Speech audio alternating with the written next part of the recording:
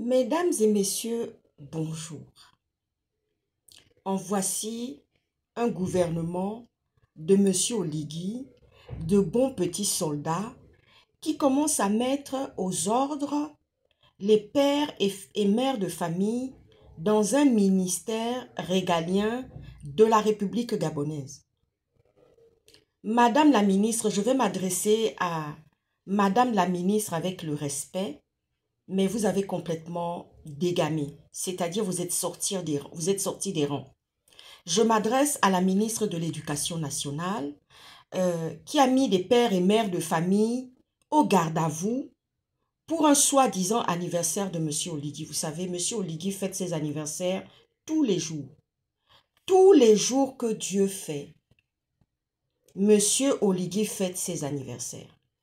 Parce que le fait qu'il soit président, le fait qu'il ait des privilèges, le fait qu'il ait un statut supérieur à la population, à d'autres personnes, M. Oligui fête son anniversaire. Chaque jour que Dieu fait, chaque jour que Dieu décide de lever le soleil sur les êtres humains, sur la nature, sur le pays qui est le Gabon, M. Oligui fête son anniversaire tous les jours.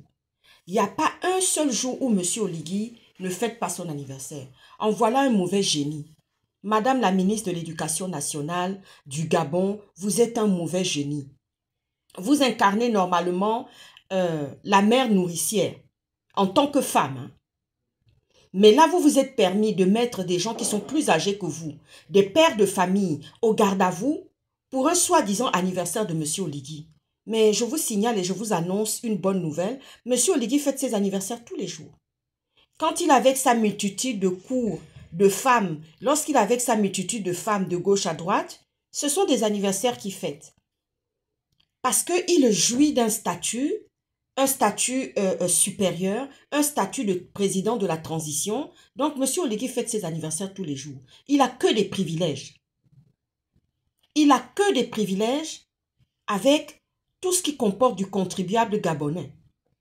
Alors, Madame la ministre de l'Éducation nationale, quand je vous ai entendu dire, oui, vous savez combien de fois le président fait beaucoup pour notre communauté, la communauté éducative.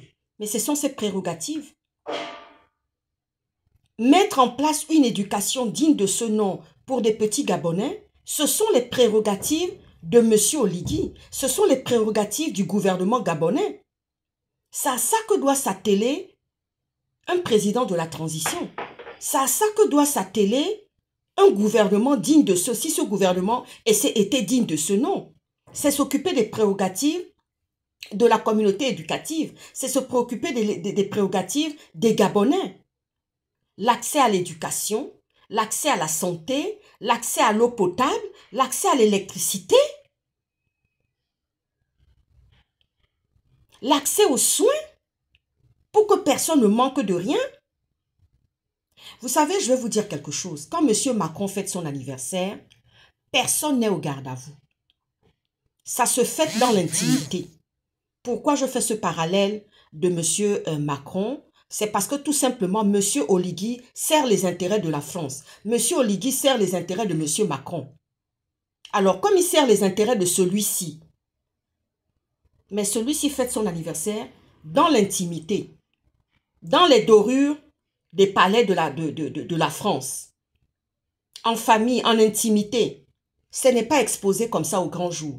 On ne met pas des pères et mères de famille de venir chanter comme si on est en Corée du Nord, une chanson, un chant dédié à un festoiement d'anniversaire. Et je dis soi-disant.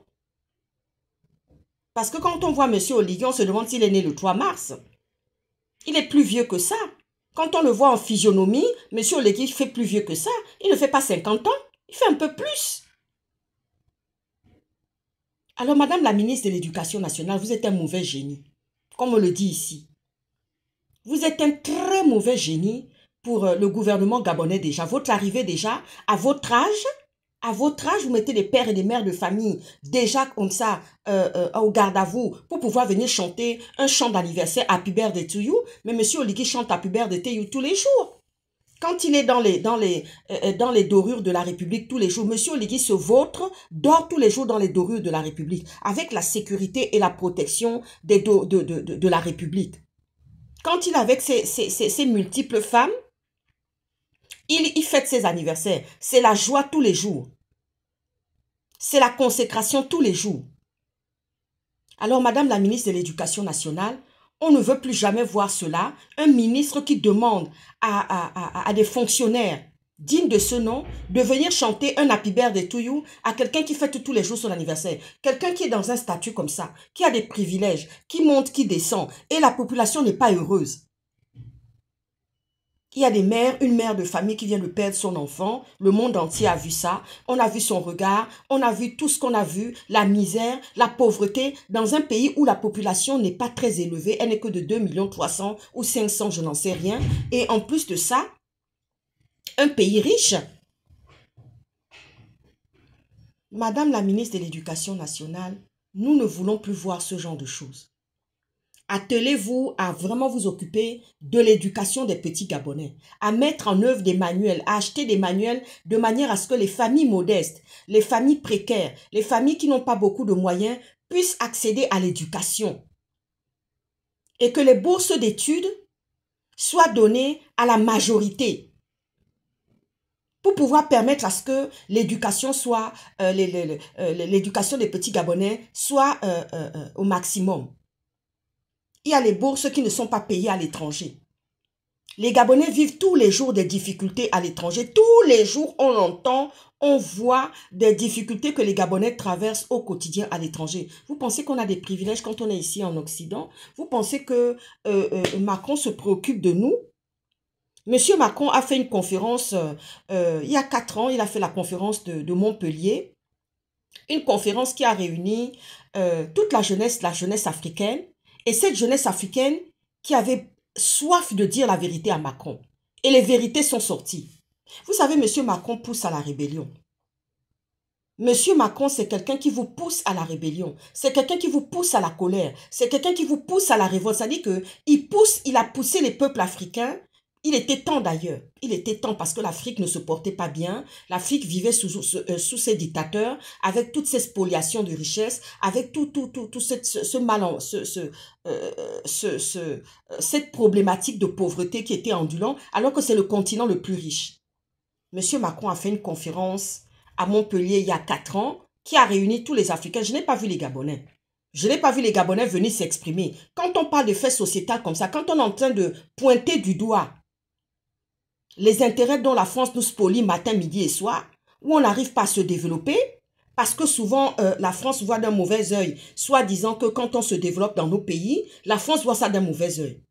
Monsieur Oligui va faire quelques frappes chirurgicales.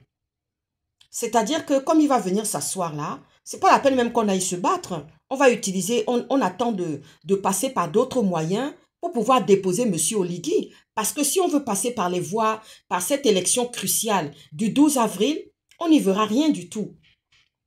Il va falloir qu'on utilise d'autres moyens pour pouvoir déposer M. Oligui.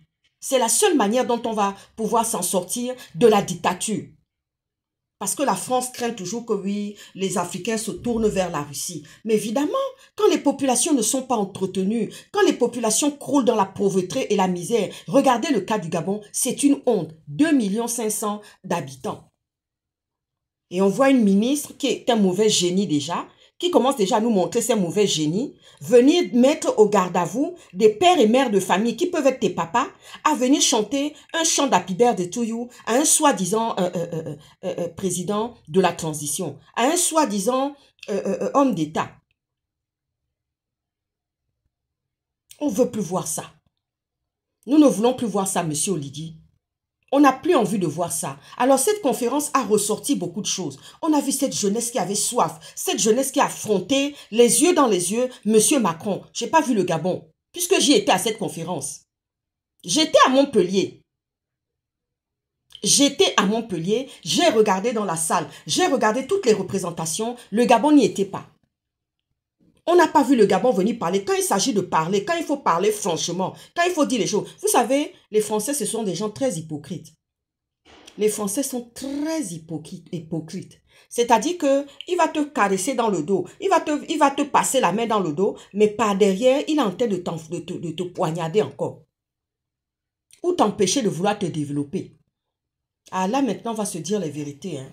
Moi, je n'ai pas pour habitude, je n'ai pas eu pour habitude, j'ai mené des combats ici dans ce pays en Occident, je n'ai pas pour habitude de fermer ma bouche, je n'ai pas pour habitude de me taire, de ne pas dire les choses. Ça commence à devenir, ça pue, ça sent mauvais, ça sent pas bon du tout. Parce que quand on voit comment le Gabon, tout le monde regarde le Gabon. Quand on regarde la population, Monsieur Oligui, quand je vous ai vu venir annoncer votre candidature pour le 12 avril, j'ai vu une population appauvrie. On n'a pas vu une population rutilante, ni brillante. J'ai vu des ombres, tout simplement. J'ai vu la misère, j'ai vu la pauvreté, même les parapluies qui étaient en train de... les parapluies qu'avaient ouvert ces gens qui sont venus vous acclamer et vous écouter, c'était des parapluies qui ne ressemblaient à rien. On ne voit rien de brillant dans le pays, pour un pays riche, où le sous-sol minier est très riche. Quand vous regardez les Gabonais, quand vous regardez certains Gabonais, vous vous posez la question, je dis que toi aussi tu es Gabonais. Toi aussi tu viens d'un pays riche. Vous les regardez déjà d'aspect, certains, ils ne sont pas en bonne santé, certains n'ont pas bonne mine. En dehors d'aller mettre les éclaircissants, on va se mettre dans les tonneaux là-bas, se badigeonner les éclaircissants pour apporter et faire bonne mine. Bon, mais ça, c'est pas la bonne mine, ça, c'est pas la bonne santé, ça. Monsieur Oligui, voici le Burkina Faso qui est en train de faire un hôpital d'envergure. Ça circule sur tout Internet. Voici le Burkina Faso qui est en train de faire un hôpital d'envergure, qui est en train de faire des autoroutes avec des péages. Vous, ce que vous êtes en train de nous déverser sur la voie publique, c'est le béton. Et pendant ce temps, on voit votre ministre venir chanter, aller faire une messe. Mais quelle honte! Madame la ministre de l'Éducation nationale, on ne veut plus voir ça. Vous avez des prérogatives, préoccupez-vous de vos prérogatives parce que vous êtes un très mauvais génie. Sur ce, bonne matinée.